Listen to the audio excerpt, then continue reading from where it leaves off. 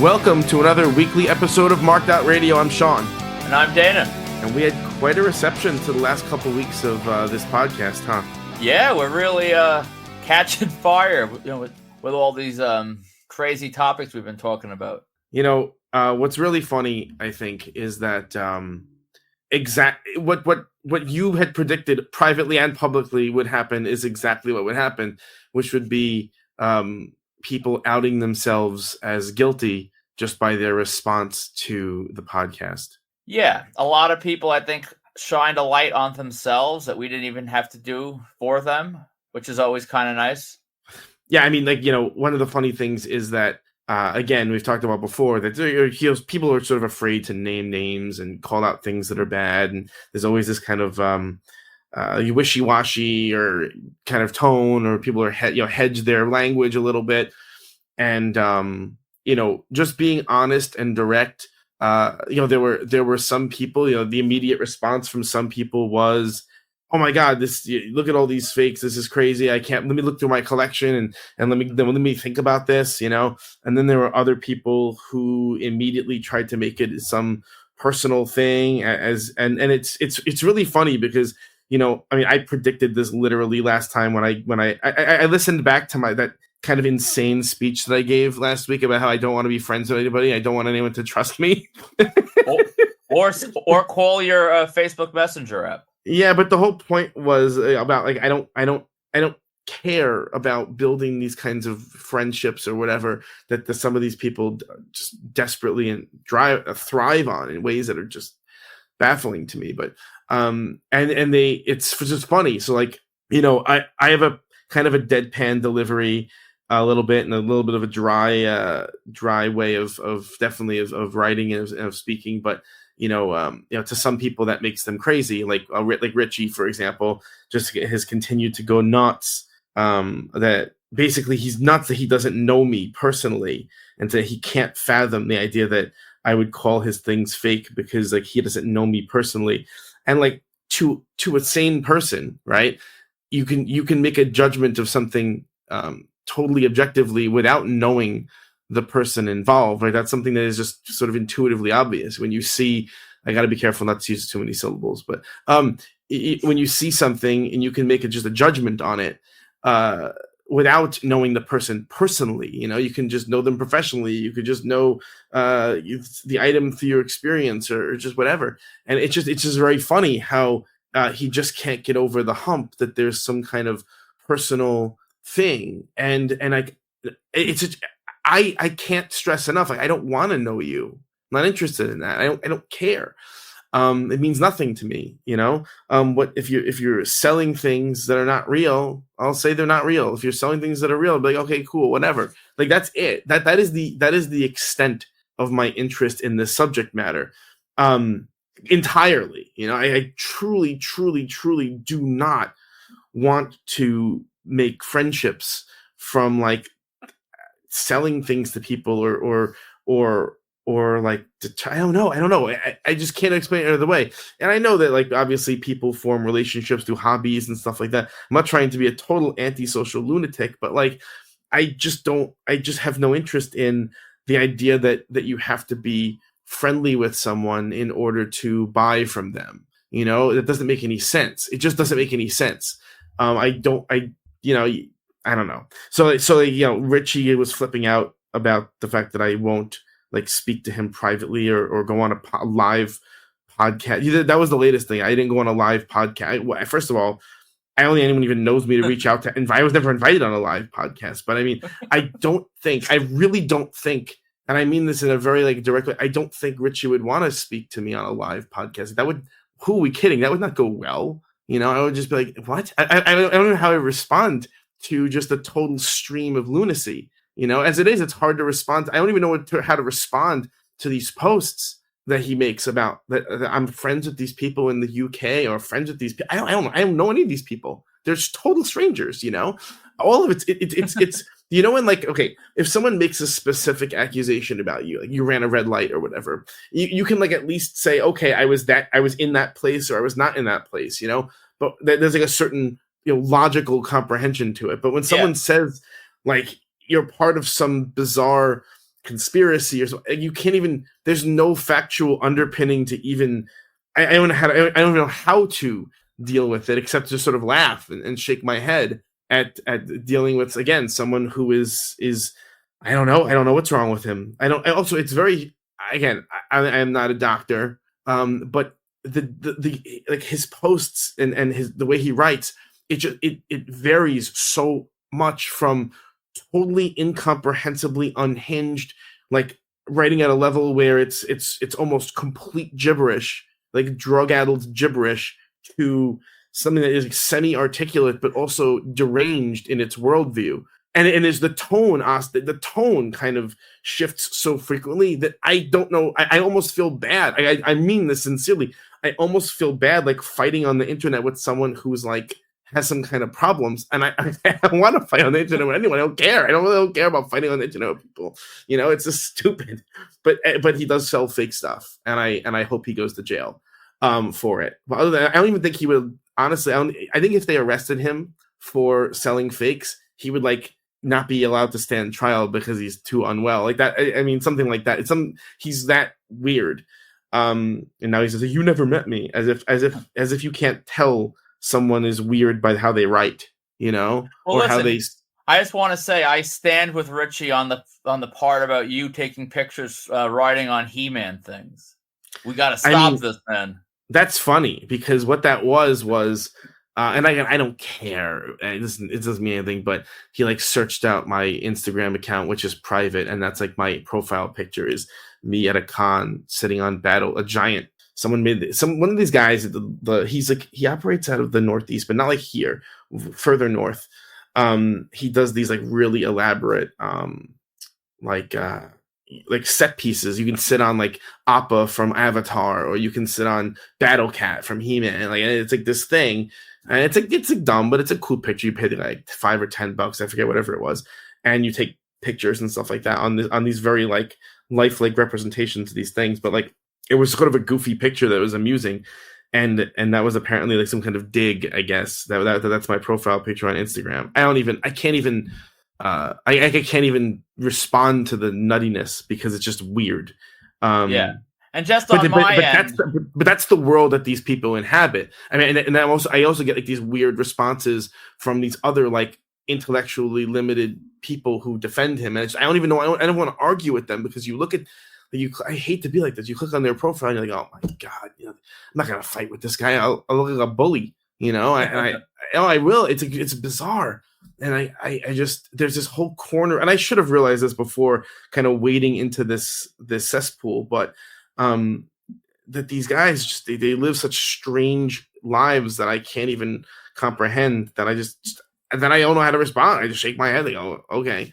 I don't know. Yeah. But I mean, like, there was an interesting piece of it that I will say, because there was an anonymous poster had posted like this dual Ultimate Warrior Hulk Hogan 8x10, and the general consensus in the group was that it was not good, and there were some some interesting thoughts as to why. And there was the poster, the original photo was a little bit shady about hiding the JSA number and the JSA certificate, and then they posted the full one, and it does have an entry in the JSA database, but again, they try and trap you, these guys, in these very stupid arguments. Like, when I said I don't care if it has JSA, it's still bad. Like, that doesn't mean JSA is not the be all and end all. They make mistakes all the time. So are you saying JSA is always wrong? Like, no one says they're always wrong. They're probably right 80% of the time, 85% of the time, which is pretty good, honestly. And that's me. I haven't done any kind of study that's my just shot in the dark kind of estimate. But they're right enough that it's useful as a tool. But I mean, I've seen other people post these things too, that it more or less doesn't matter if you think it's bad or good, that the cert more or less makes it good.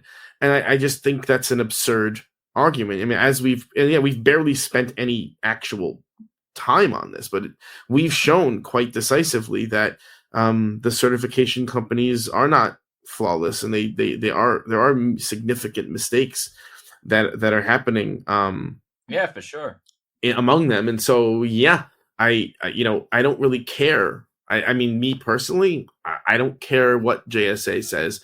I'll examine these things independently and come to my own decision. And if you trust my opinion on something, cool. Or if you believe that I have enough experience where my opinion is valid, cool. Along with other people's opinions, cool. If you don't, whatever. I don't know if you want to buy. Like I think at this point, if you're a person who like sees someone like Richie or whoever, and he's not the only one, and you see the evidence presented before you, and you're in your head, you go, I want to give this person money.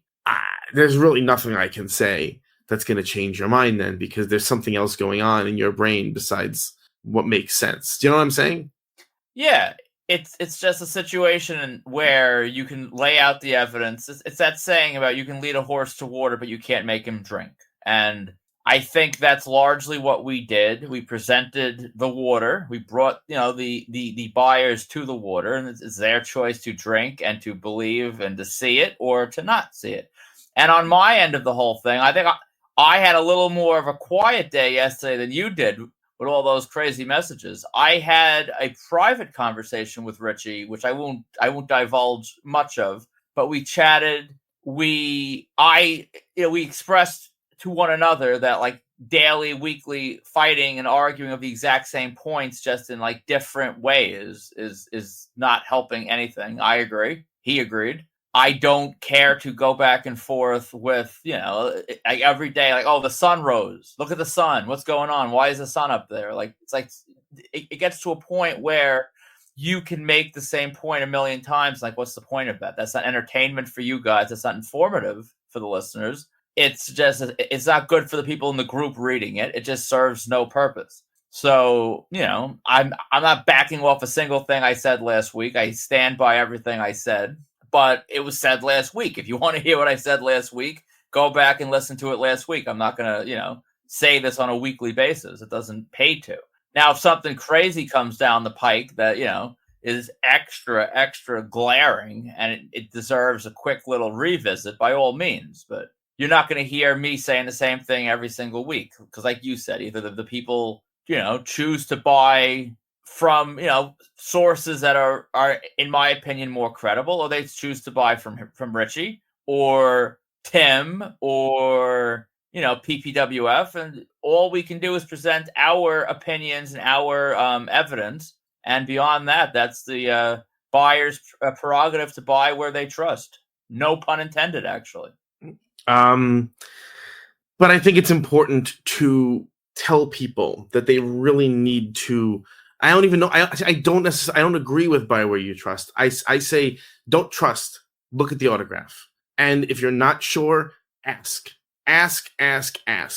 What these guys do by running live auctions is they discourage people from sourcing authenticity, right? Because you're in the moment. We were talking about this in the car the other day. You're in the moment, and if you don't get it now, someone else will. So you better bid and hope for the best. And that plays on people's insecurities. It plays on people's desire to get a good deal. It makes it psychologically a thing where, oh my god, if I don't get it now, I'll never get it, and then I'm gonna miss out. It's the same reason why my elementary school aged nephew was worried about like buying Fortnite skins. I have to do it now. Oh my god, that same kind of impulsive buying, and that these guys, they prey. They're predators. They prey on that impulse in people. That it's a primal impulse. That they want you to feel like a sense of urgency. And as we also said in the car, let's also just make it clear that is a tactic that is used not only by people selling questionable pieces, but also the most legitimate and upstanding of vendors. The live element of anything creates that urgency, creates that that competition. Like if you remember during COVID when you'd see the people, and you didn't spend as much time in these rooms as I did. I didn't spend any time on them. You honestly would see, like, let's say 2 bidders going back and forth, and like the room would turn it into like Joe versus Kabashi. Like don't like it would be like cheering, like kick out, don't at 2.5, and you would have people, in my estimation, that were bidding way more than they even thought this thing was worth, simply to win, simply to not let the crowd down, simply for all of these things. And like honestly, I mean, I'm not throwing any shade at the authentic vendors that were doing that. If anything, I mean, good for you. That's probably something we should have been doing as far as getting people in live bidding during COVID. But yeah, that is a thing that sadly the unscrupulous vendors that are selling fake things do use that whole element of you have a live 10 minutes or like the posted ones. They have 1 day to post, 1 day to bid. That is all sort of it does get you away from looking for a good value, making sure it's authentic because you don't have time to do your due diligence. Yes, I know this is a standard marketing tactic. I'm not saying that, but the point is, it becomes very challenging to, question the authenticity of something. When I mean, look, if you go to like Sotheby's, right? Who when they do these major auctions, one of the things they do is they publish a catalog in advance. This way, you know what you're coming to bid on. That idea that you can do all of your investigation and whatever in advance. These guys don't really do that, precisely because you don't give people the opportunity to actually check things in advance.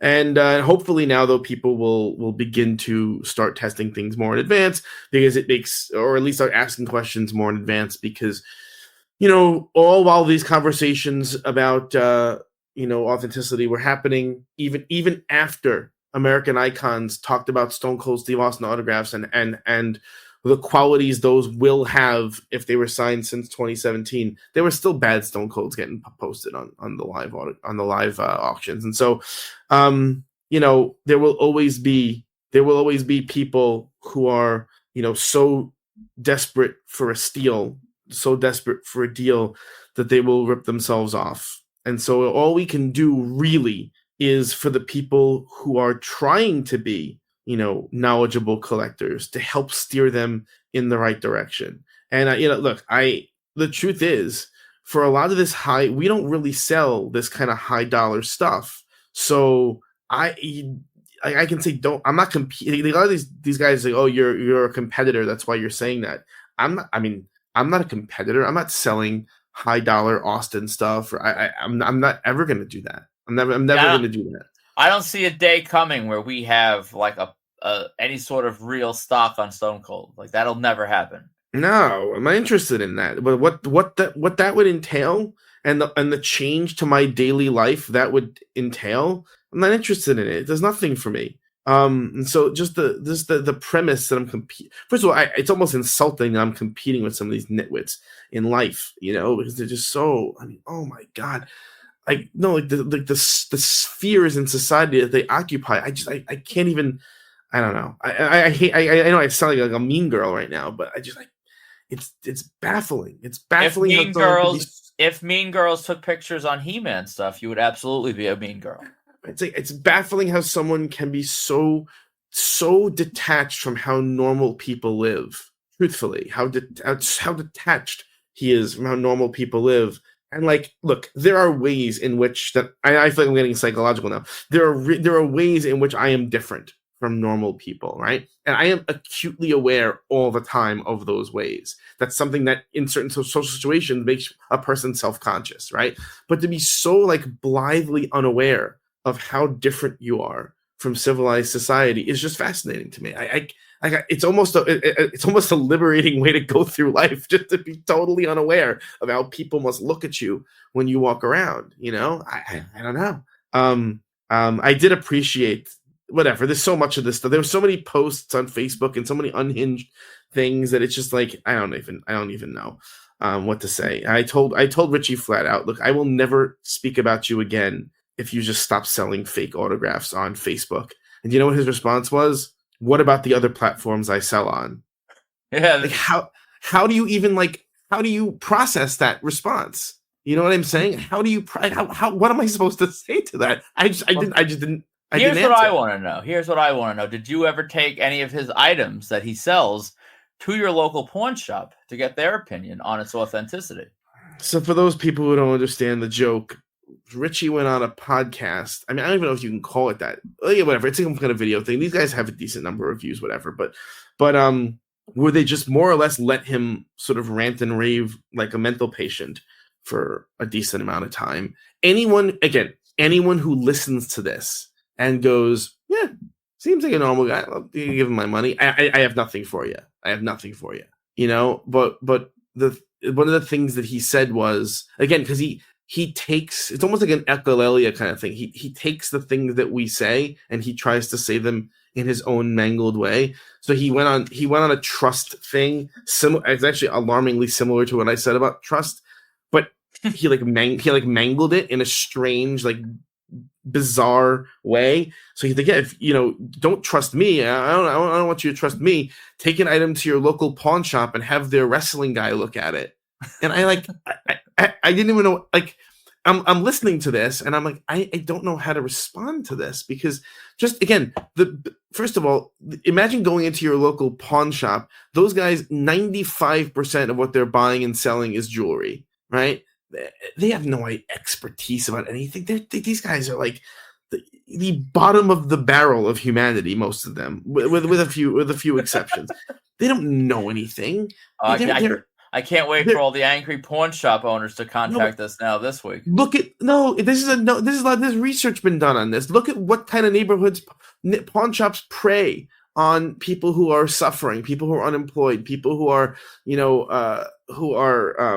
struggling to make ends meet. That pawn shops open in neighborhoods where there's, like, factories closed. They are attracted to poverty. That's what pawn shops are. They wreck the communities in which they exist. And I know, that show Pawn Stars on A&E, whenever it was, they tried to, like, rehabilitate the image of what a pawn shop is, but pawn shops absolutely prey on people who are economically disadvantaged. I digress.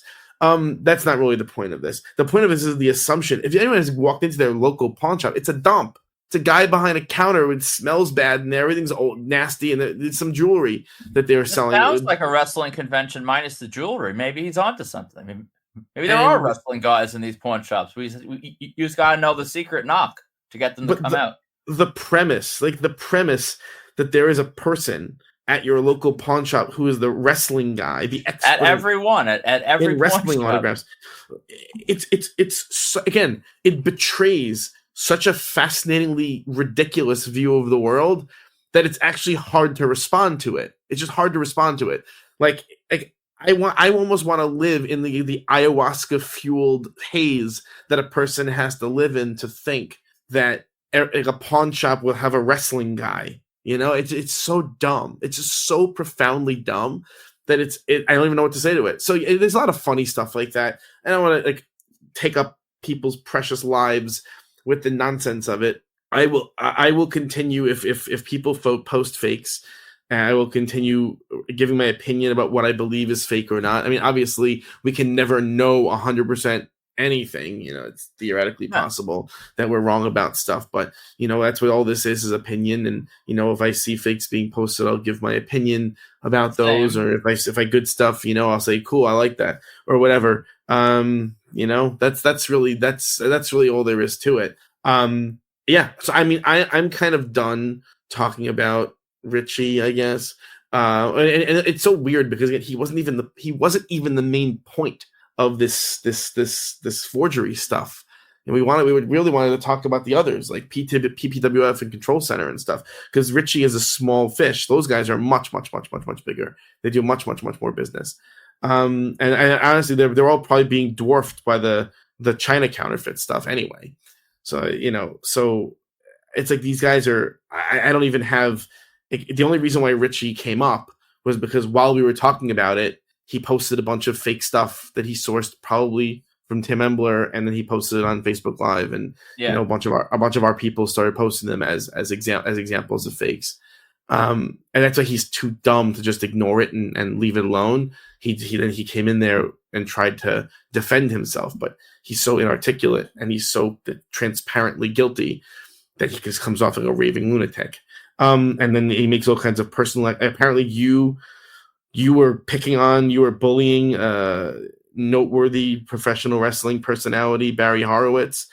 I'm not sure how you never even said his names. I don't know how you could have been perceived as bullying. That's how good I am. I don't have to say someone's name. It's all like Jedi mind tricks. it's just a weird. It's a weird worldview. It's not worth talking about, but for the fact that he's taking money from people who don't have much money, and selling them garbage in our hobby, and then those people will pass along those things to others when they need them, when they need the money. And so it's a vicious cycle. It is a vicious cycle, and so it would be better off if he stopped doing what he's doing. I suspect that he won't, because I don't think he has another viable way to make a living. I don't know. Maybe he's secretly something else that does well, but so as long as he continues to post fakes, I assume people will continue posting them and asking questions about them. That's how it goes. If you want to sell stuff publicly, then you're going to get public scrutiny of those things. That's it. As a person, I don't care. Do whatever you want. But you're not going to continue. At least you're not going to continue selling fakes in our community, and just do so without some kind of pushback. Is that fair? Yeah, extremely fair. And it is what it is. So that's that for that. There was some funny things that happened this week, as in the hobby. I was able to finally complete my Kelsey Grammer combo. I got my photo op, courtesy of Old School Mike from Marked Out. He got 2 books. He was getting 2 books signed, so I jumped in line with him. The Kelsey Grammer signing up, I can't really call it a signing at Bookends, because it was not a signing. It was weird. In and out. In advance, they announced nothing. They announced nothing. I know. What it would be like. Absolutely nothing.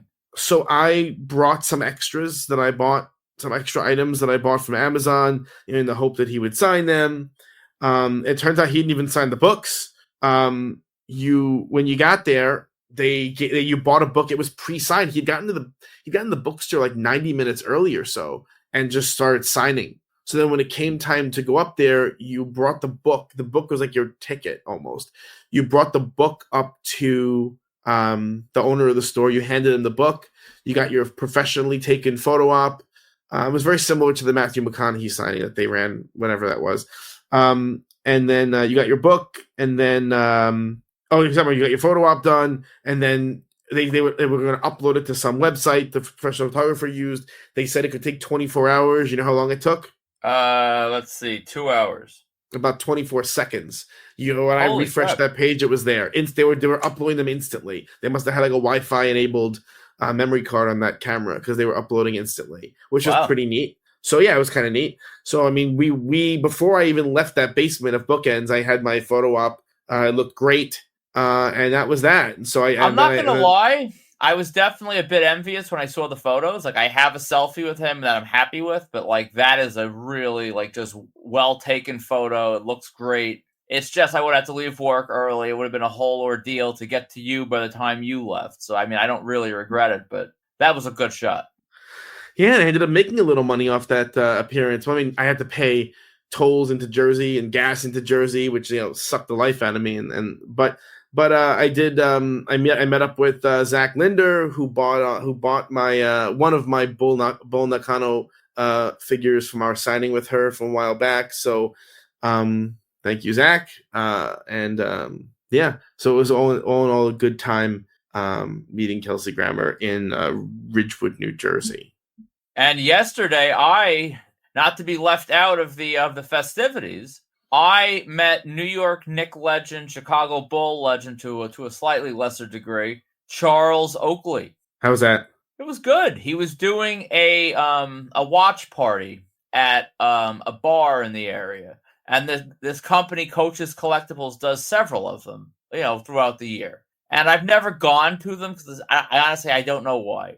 I kind of avoid some of the more ambiguous events, because I always feel like it's going to be something where you're just standing around for hours waiting to get the one thing you want from the event. I'd rather watch the game at home, like standing in a crowded bar with my feet glued to the floor, watching the game. I can't even hear the commentators. Like, that's not exciting for me. But whatever. I went for this. I had my friend's son's birthday party, which I actually left a little early to make sure I could hit this as well. So I got here right at halftime. I met Bobby Apt, as usual, for these types of things. He's usually down to roll for this. And as you would imagine, I walked in and, Oak was just standing there. There was like a very informal, just people would walk up to him You'd hand your phone off to one of the promoter staff. They take your photo, nice and easy. It was so easy. I actually left the bar, went to Walmart, bought a basketball. Luckily, I had a deco this time. I had the deco in my car. I was bringing to Sokol's house. So I had my deco. I went back in. Funny enough, they were doing some raffle for a signed basketball. So once I got my ball signed, like all the fans, I guess, entered the raffle, were like coming up to me saying, "Did you win the raffle?" I said, "No, I just went to Walmart," which I guess probably wasn't the message they were trying to send. I think typically these watch parties don't really encourage autographs. They're usually more just photo up and go. But I saw he was signing someone's shirt, and I figured they're not going to reject me. So they didn't. No, and it's really funny because a little bit of assertiveness in these situations goes quite a long way. You know, really. You don't have to be rude, but you sort of assume that you're going to get what you want to get, and 9 times out of 10 you get it, right? Yeah. For a split second, it looked like the promoter was maybe going to say something, and then instead of saying anything, he reached for the paper to give Oakley something to just hit the pen with to make sure it was primed properly. So he was actually helpful. So yeah, you just act like you are getting what you should be getting, and 9 times out of 10, it just works out in situations like this. Did I just give away marked out trade secrets? I mean, you already gave away the painter's tape, so. Yeah, and this is one of those marked out trade secrets that if you simply act like what you're doing is normal and expecting what everyone's doing, most people will just not contradict you. It's just one of those weird psychological things. So if you're in, I remember I did that with a signing at Looney Tunes like 100 years ago.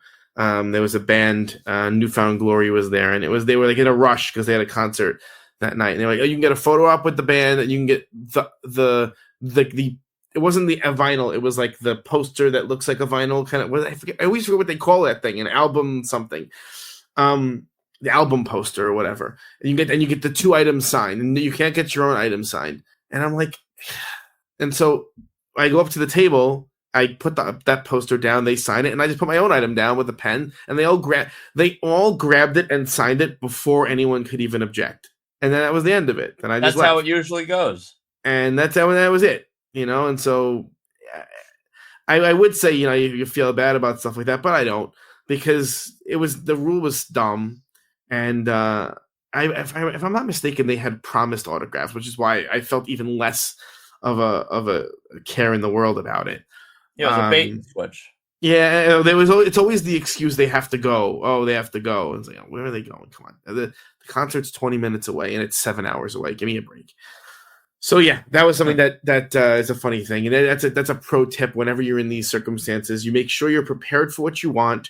And I know that other guys, they waited for Grammer, because Grammer was not signing anything during the appearance. They waited for him outside the venue. What I read was that there was a little bit of a zoo outside the venue, and so he only signed for a half dozen people and then bolted. Yeah, apparently some woman wanted Bible verses written, which is actually kind of funny. I mean, Tully Blanchard would have been in his glory if he met that woman.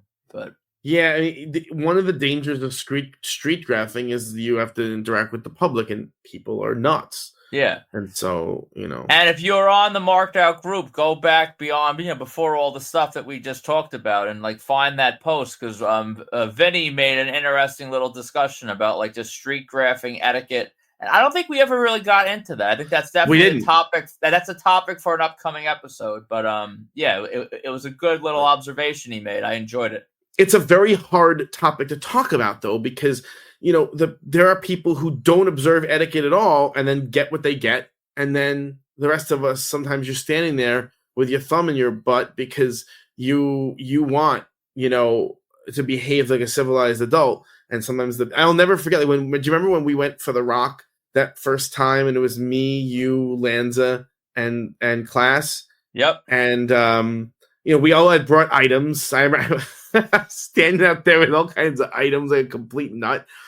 And The Rock came out of the gym. He took photos for us, and he wouldn't even look at a pen. And then, but we were so high from getting the photos that we were kind of just frozen standing there. And then when he got in the car, class like thrust a magazine into the car after him. I remember being mortified, but what was the lesson we took away from that? If you act crazy, you sometimes get a magazine signed. He got the magazine signed. He did. And then he hugged all the doormen of the hotel next door. So we did not act crazy. We got nothing. And class did act crazy and socially inappropriate, and he got something. Now, I am not advocating doing that, obviously, because or else I would do it myself. But it's just something you need to be aware of when you're in these situations. There are people who simply do not adhere to normal social conventions, and they do whatever they want. And, you know, it is what it is. All that to say, though, this week, last week, you did actually finally get a rock piece. I did. So, a local collector who is, I think, getting out of the game or at least scaling down their collection reached out and was offering some pieces for sale. This is someone who we've known a long time. We've seen them out and about getting autographs. There was no question as to the authenticity of their stuff. It was all good, and we, a lot. Frankly, we were present for a decent chunk of it being done, which certainly does not hurt. But we saw their stuff, and I haven't really posted any of the stuff that I bought from that collection. You posted a bunch that you bought on Facebook. I still have more to go, but yeah, we basically cleared them out of everything. They were happy, we were happy. You'll probably sell a couple of your things. I'm keeping like 98% of mine, that's the story of my life. I buy things and I don't even let myself be successful with it. I just keep it. So like my the money I dump into my collection grows, my space shrinks, and I have more stuff. And honestly, I wouldn't have it any other way. Yeah. So you mentioned the rock. So the showpiece that I got from this person was a Rocky Maivia Classic Superstars figure signed by The Rock, signed as Dwayne Johnson and signed in kind of sad-looking black Sharpie, but signed by Dwayne Johnson nonetheless. And, a Dwayne Johnson autograph on a Classic Superstars figure is so rare. There are probably fewer than 50 out there total. And so it's not the most ideal figure to have him on, but it's a pretty cool piece. And I gotta, get that on the market. I'm right now. I'm in the stage of kind of marveling at it first. I do that. I have this weird thing where I get stuff, mostly stuff that I get myself, but once in a while stuff that I buy, I marvel at it, and then I'll eventually move it once I get over it. And just in case you are not in the group and didn't see my posts, I guess my standout like showpiece would be the IC title signed by Warrior, Piper, Brett, Sean, Razor, etc., etc. It's signed by like 12, 13 people. It's sick. I got a Winged Eagle signed by Hulk and Taker and Rick and Brett and so on and so forth. I think all I really need to get on that to complete it would be, well, Sid's dead. Sid wasn't on it. Actually, no. Sid was on it. I would need Austin, which I probably won't ever dump the money from Austin into that with the other items I have. Maybe I would, but I got a lot of cool stuff that I will not be selling. And my favorite part of this entire thing was when you, as we're going through and looking through like the bins and all this stuff, you just take control and start like reorganizing the collector's garage for him. So that's something that is funny. I really care about collecting, and I don't know. It's hard to explain. I like having an organized collection. I like having a collection that is, logically assembled, that can easily be, where the pieces can be easily found, where the boxes are secure so that the items are not going to be damaged. This is something that really matters to me. And the collector was, shall we say, haphazard in their stacking of the boxes, and kind of the overall general organization of the collection was a little bit haphazard. And I tried to be nice about it and kind of laugh about it, but I was like, oh man, there's some really good stuff here that is going to get ruined if I don't sort of take control of the situation. And so that's kind of what I did. I just started taking control of that situation. Thing is, what made it even funnier though was we bought 99% of the collection. It was really, you were helping him with family photos and the stuff that was left behind.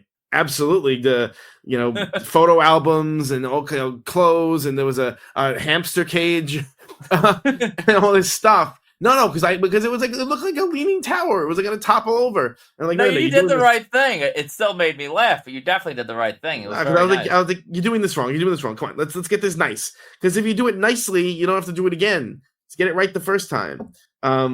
So it was pretty funny, and there was some really, really cool stuff that we got. Some of which I don't even want to say on the air because doing so would reveal the identity of who sold it. So really, really cool stuff that I'm happy to own, and then happy to get out on the market once I'm ready to do that. So as far as con announcements go, it's been really quiet. Only a couple of things, and which is surprising because now is the time you'd think that the summer and fall cons would be announcing their lineups. This was a very, very quiet week. I know it's funny because Rhode Island Comic Con announced that it was a Star Wars week, so you're thinking like, all right, we're gonna do something big. And it was like a couple of small names and Rosario Dawson. And like I know Rosario Dawson is a pretty big name for a con. Yes, she has a Star Wars role, but I really don't know if I would classify her as a Star Wars name. I know that I'm not going to split hairs about that, but it was the kind of thing where I was pretty let down by that announcement, and there was nothing really else. It was very small. Personally, I'm happy that she was added. I've been wanting to get her for a little while, so that's good. I'll definitely get her. I wouldn't split hairs like that, because I mean, like if someone added, let's say, Pedro Pascal to a Star Wars week as far as like themed announcements go, even though that's new, much like Rosario's credit is new, I think that would unquestionably be a Star Wars ad. Granted, it's the I think it's a little bit of a different. It's a little bit apples and oranges. I don't know if you could really. He's the star of a property, She's the star of her show. I haven't watched the show, but I mean, I know she's on all the posters. I don't even know how to pronounce it, but she is one of the key pieces of that show. I guess I'm just so disconnected from new Star Wars. Maybe I'm being ridiculous, but anyway, yeah, she's not really a good name for me, but unquestionably a big name. And then Steel City, as we predicted last week, there's money in this kind of predicting, and maybe I don't know. We predicted that Joseph Mazzello, who's Timmy from Jurassic Park, was going to be added to Steel City, and he was. So now we're looking. I mean, look, they could stop now, and they could say, "Well, this is our reunion. It's just Timmy and the two kids, Timmy and Lex." But I don't know. I'm hoping for more. I'm hoping for something to happen. Actually, I'm not, because you shouldn't be hoping for more, because you can't go. Much like the dinosaur, you are extinct on this show. I mean, there's not much chance of you going. Very little chance that I'm going. So, which I do kind of feel bad about, but that's the nature of these things, isn't it? Listen, as I said, if they do a full reunion, I might have to start looking at. I know there's another collector out there that I'm friends with that mentioned going. I might have to coordinate something there if there's like a full-on reunion. So we did get a couple reports this week. 2 from 90s Wrestling Con and 2 from NEW show, and then we got something from Paisan Con and Chile. Martin always has stuff. He's always doing. He's like he's all over. He's all over Chile and frankly much of the world, getting as much as he possibly can. He outdoes all of us in terms of his gets every week. But 90s Wrestling Con, we had Zach and we had Sean. Went to 90s Wrestling Con. That's the show run by Bushwhacker Luke and Tommy Fierro. Yep. And it's the kind of show that has a solid lineup of legends, but it's the kind of thing where we've seen all these guys so many times that there's no incentive for us to really go. Yeah, largely. I mean, if you dropped me in the center of that show, I'm sure I could probably find double-digit items for all of them if I actually just looked around my collection and tried. I don't often try because I spend enough on stuff I don't have to try to find. But it's always a nice little assortment. Eric Bischoff, Ron Simmons, and Mark Henry were friendly, which, I mean, think back in the day, Mark Henry was like one of the least friendly, and honestly, public and personal time situations, he's sort of turned a corner as far as like he's relatively like he's happy to see people nowadays. Didn't we get him in a Mets game? Yeah. Wait. No, I got him at Kmart in that Kmart by Penn Station. It was him. It was Kelly. Who the hell was it? It was him and someone else. I remember. Maybe him and the. I don't even want to be incorrect because I know Greg 2600 will pop up and show me how I was incorrect. But it was him and someone else. I forgot who the someone else was, but I got him there. Maybe he was at the Met game as well, like that Cyclones game. I focused on. I think it was the Cyclones game. I remember being I was at a baseball stadium, but yeah, I can't remember who else was there. It was no photo ops. You get an autograph. He was miserable, and that was that. And so this was apparently a very different scenario. He was very nice, very friendly. Ron Simmons was always his friendly self.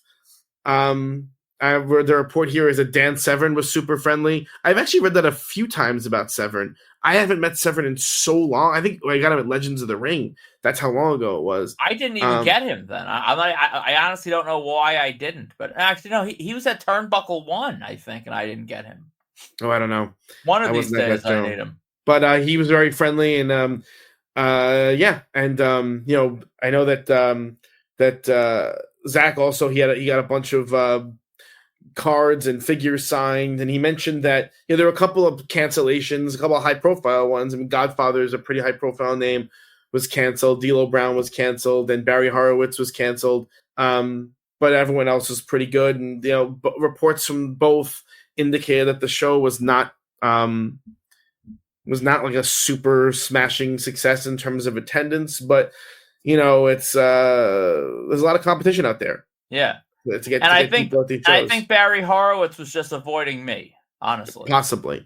That's a joke that the only way to understand it is to go on the Facebook group and read the insanity that's been going on the past week. Let's see. There was Paisan Con. A listener Zach was there. Also Lanza was there. Greg 2600 was there. A lot of Sopranos guys. A lot of honestly, if I had any other reason to go to that show, they had John Fiore at that show, who was Profaci on the original Law and Order. Profaci's like a running joke in the original Law and Order because he has almost no lines. It's very few lines Profaci has, but they reference him all the time. They say things like, give it to Profaci, have Profaci do it, and you'll see Profaci in the background, like take a folder or whatever, and I'll say a word or two. He has almost no role, but he was on the show for forever.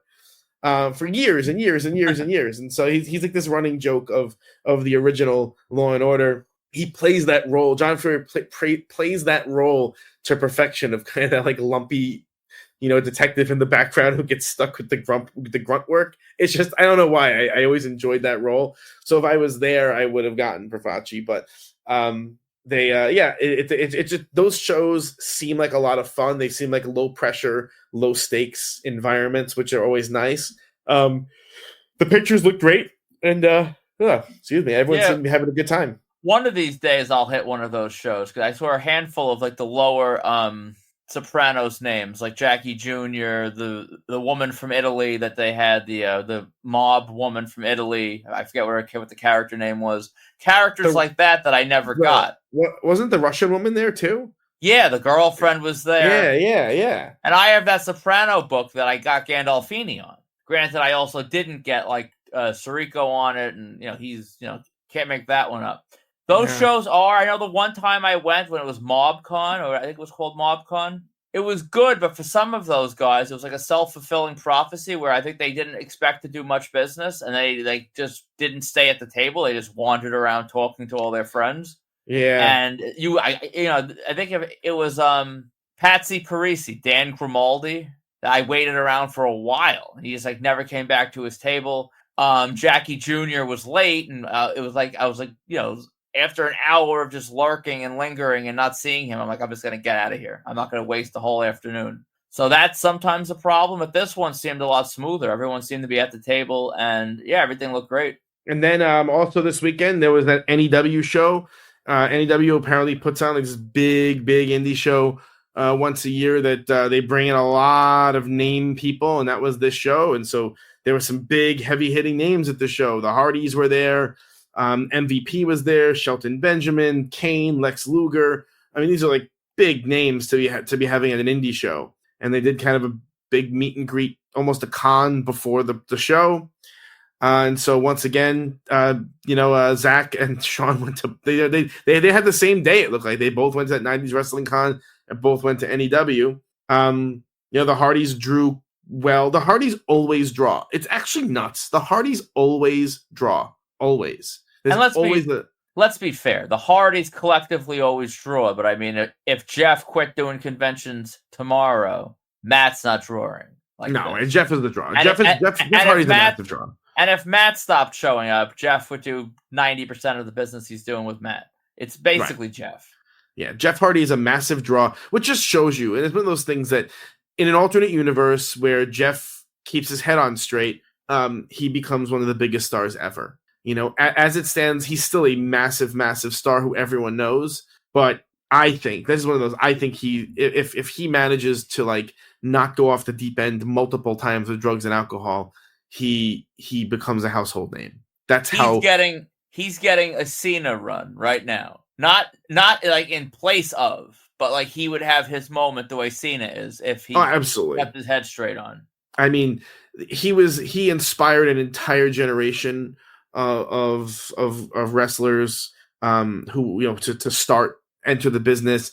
Every single one of my friends was like, Jeff Hardy. That he was the guy. He was the guy everyone wanted to emulate because he was the guy Sabu wishes he were, right? I think that is the best way to put it. And just an extraordinary charisma that's hard to pin down exactly what makes Jeff Hardy so damn cool. But he is just a cool guy. And so he draws like crazy. And, there was a note by Zach that Kane was very, very high priced.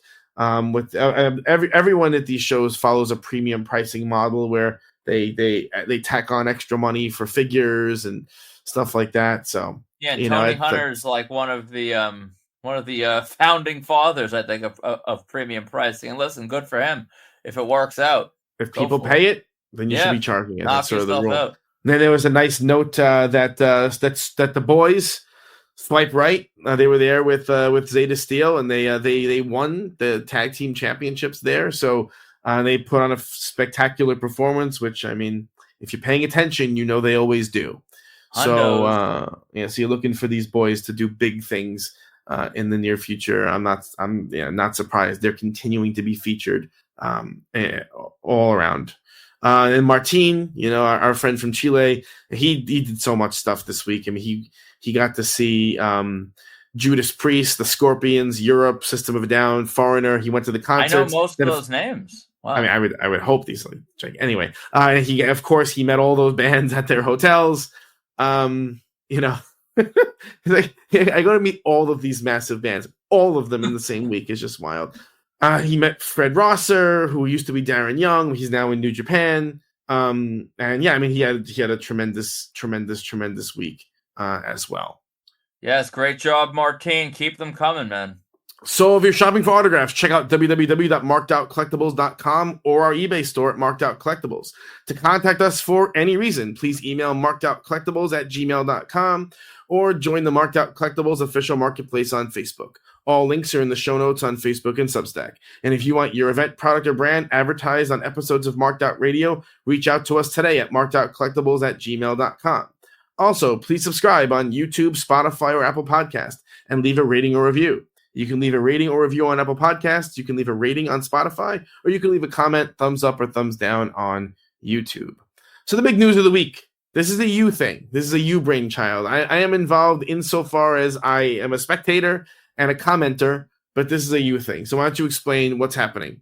Okay, and it's not even, I can't take all credit for it. There are groups like this. Well, I'm jumping ahead. I created a Facebook group that sort of deals with authenticity of autographs. It's like a place that's, sort of like the Marked Out group was for that 1 week when this all started. But but this is specifically for wrestling autographs. Yeah, just for wrestling autographs. There's ones out there with sports cards and celebrity autographs and different things. this is just for wrestling, because frankly, that's, I think, the sort of hole in the market. Again, I'm not going to take credit for this necessarily. I had people talking to me about this, different spitballs going around about trying to figure out how to do it, and we pulled the trigger. It is called, and I've shared it out a couple of times, so you should, you may have seen it already. It is called Disqualified Wrestling Signatures, where fake autographs tap out. And so, just who are you've assembled quite a team of admins for this group, and the idea was this is not a place where people go to try and harm their competitors and call out their competitors to try and gain a competitive edge. So the goal was to assemble a team of people who were pretty well known in the community as being long-term collectors, many of whom either are not really selling, or sometimes they'll sell things out of their collections and stuff, but are not really in it for the primary goal of selling. But these are people who've been around for a really long time. So who are the names that you've gotten for this? All right. To start, we have Auction Andrew Kella, who, in my opinion, in my estimation, is one of the most noble collectors out there. He's always has a smile on his face at these shows. He loves this hobby. He's been around in this hobby, much like us. We've been on super ticket lines with him for nearly 20 years. Around the COVID time, he really jumped and stepped into it, like the business side of it, in a big way. Go back to like episode 4 of the podcast to hear his story. He's someone that you never hear anything bad about, and I think he was an absolute perfect choice. Then we got Sean Jacoby, owner of American Icon Autographs. Sean is absolutely leading one of the premier companies in the game right now. Would you say that's fair? Absolutely. Yeah. So yes, the answer is yes. I don't have any way of expanding on it. Yes. You're talking about the guy that handles all of Stone Cold's deals at this point, the last couple of years. And that's just one aspect of what he does. So absolutely thrilled to have Sean on board, and part of the team. We have Ray Duchek, who, Ray Duchek is an absolute legend. He is super respected, as he should be. He's the only guy that can go on Facebook Live while driving through the Carolinas and get 40 people in the room. Selling nothing. It's just to sit under the learning tree and just hear him sort of just go through the hobby, the business. And I don't think anyone out there can, when you try to say other people have personal problems with people, I don't think anyone could say Ray has personal problems, that he's that he has an axe to grind with anyone. He's always fair. He's always transparent. In addition to that, we have Greg Izzy, aka Greg 2600. He is not that deep in wrestling, but he has a long history of collecting. He was involved in a family business of owning sports card stores. He is very respected in this hobby. He's deep. He understands how things work. He is a great administrator. We're happy to have him. We have, I'm going to probably butcher the pronunciation of this name, but we have Avi Natanz. He's been selling promo photos and different things for years. Avi is a prominent collector and dealer in this community who never shies away from speaking the truth, and he was a perfect person to join the team. In addition to that, we have also added Legends of the Ring co-owner Terrence Brennan, who, when you think about someone that is absolutely unafraid and unapologetic to say what needs to be said, someone who's seen autographs signed in his presence for decades from names that, honestly, the forgers can only dream of forging, and this guy has handled legitimate pieces from. I can't think of a better person, than Terrence for this. And that is our team. And so, yeah, it's pretty simple in my understanding. And I'm not functioning as an admin on this group. If I have strong feelings about something that gets posted, I'll chime in like any other Tom, Dick, and Harry on the internet. But the idea was to get a diverse set of voices who will try and make decisions here and try and steer people towards things that are authentic. And there will be hiccups. There will be good pieces that we think are bad and bad pieces that we think are good, because these are just opinions. But the idea is that when you have opinions coming from experienced people, then you will at least have some additional information out there. That you're not only relying on the opinions of the people who are trying to sell you things. You're getting a wide array of opinions. Yeah, and that's really what it comes down to. We had one member did like an anonymous post, like showing an item, and then like to get opinions if it was real or fake. And then he came out publicly and said, "This is my item. This item is real." A lot of us said it was fake, but that's the way authenticating works. You go by the science. You look at exemplars, and if something strongly deviates from the norm, like, it doesn't matter if it's real or not. Like, when you are just looking at it scientifically, that's what you have to say. You can't go by, well, maybe he slammed his hand in a car door that morning, and that's why it looks like that. Because you could always find some sort of an example like that. So, yes, will we get it right all the time? Probably not. I don't think we will. But that's not the point. The point is just to get an expert opinion, I don't even like saying expert, because I mean, you people decide who's experts and who aren't. But like, you get long time opinions from people in the game for a long time. It's a free service. You drop your post. We do the best we can giving an opinion. We're not selling in there. There's absolutely no promotion or sales from members or administrators. So this is not any sort of a cash grab. If anything, this is going to cost us a lot of time without any real benefit as far as our sales. But it's about helping the hobby. And rather than taking on every small and big fish that we talked about last week and even today and try to shut them down, when reality is you really can't always shut people down, it's more about just educating the community and creating a culture and a space where sort of questioning authenticity in a nice way will be more, beneficial to just fixing the problem going forward. Couldn't have said it better. So I'm excited to see what you guys do with this. And hopefully this starts the trend. Well, all we're trying to do is we're starting the trend of people giving a closer look at the stuff that's going out into the marketplace. And, ideally everything that gets posted ends up being real. That's the goal, right? Without necessarily relying on a TPA sticker as something that was ordained from God. This is that we can all use our eyes and use our experience and help each other out. That's the point. So if you're shopping for autographs, again, check out www.markedoutcollectibles.com or our eBay store, Marked Out Collectibles. To contact us for any reason, please email markedoutcollectibles@gmail.com or join the Marked Out Collectibles official marketplace on Facebook. So what's coming up for us? Well, we are still on Fan Expo Philly. That is next weekend. What do you think? You excited? I'm ready. Are you ready to have your backstage experience with the Doctor of Thugonomics?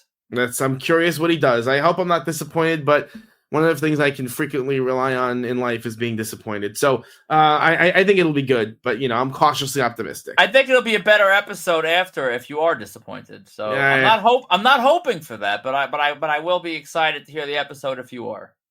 Sure. You want to make the announcement for the upcoming ID talents? Absolutely. We have finally, after months of corresponding with these guys, waiting for the schedules to sort of align, we are proud and happy to announce private signings with WWE ID prospect Sean Legacy, who honestly at this point is getting to the point he's more than ID prospect. He was on NXT this past week, really, really putting on a show in that Battle Royal. And I think the future is honestly as bright as humanly possible for Mr. Legacy. And another bright high flyer that we have finally nailed down for a private signing is Mr. Cappuccino Jones. So the ID hits keep coming. And we said our goal was to get all of them in our in our little stable here. And so if you know of any others who come into the Northeast, please let us know. We're very excited for those too. Our WrestleCon table was officially booked. We still can't announce. We're waiting for High Spots to announce for us. But we are very excited once that announcement goes out to talk about what our WrestleCon table will look like. Yep, and just to give a little bit of hype, we can't announce, but we can say that our guests, all 4 of them, are locked in. So once we get the green light from High Spots, you guys will know. And I think everyone's going to be pretty excited about it because I know we are. And once again, a reminder that we do have private signings coming up that will be held at PWJ Damaged Goods 2 on July 27th in Ridgefield Park, New Jersey, with Zeta Steele, Marcus Mathers, Jackson Drake, Smiley Kylie Ray, and Emily J. And so those are all available for purchase now at markedoutcollectibles.com. That's a lot. It's funny. We went from having no signings. Now we have a lot. Yeah. In the hopper.